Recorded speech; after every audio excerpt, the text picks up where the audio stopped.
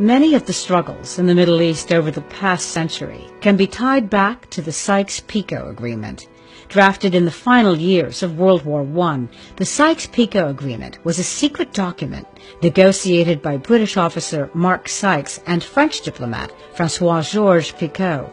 Once ratified, it divided the Levant region under two spheres of influence controlled by France and Britain while establishing the map of the modern Middle East. After the fall of the Ottoman Empire, the borders drawn in the Sykes-Picot Agreement were signed into law with the Treaty of Sèvres in 1920. While originally setting aside sovereign Kurdish territory, Turkish nationalists protested aggressively and went so far as to relocate thousands of Turks into Kurdish-majority regions. In 1923, the Treaty of Lausanne was signed by the Allied powers, which amended the previous treaty.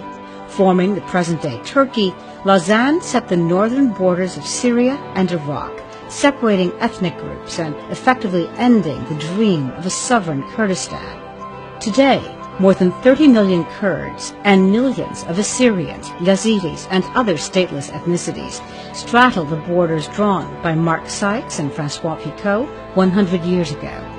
In Turkey, Kurds were denied basic citizenship until the late 1990s and are locked in a decades-old civil war against the Turkish government. In Syria, Kurds have lived without cultural or linguistic freedoms for decades under the Assads and were not granted full voting rights until the Syrian civil war broke out in 2011. In Iraq, Kurds were victims of a genocide under Saddam Hussein in the late 1980s. And in Iran, Kurds attempted to establish a Kurdish government in the early 1950s, which was quickly and brutally suppressed. So, what would the Middle East look like today if the Sykes-Picot Agreement had been drawn differently? Would the region be as turbulent as it is now?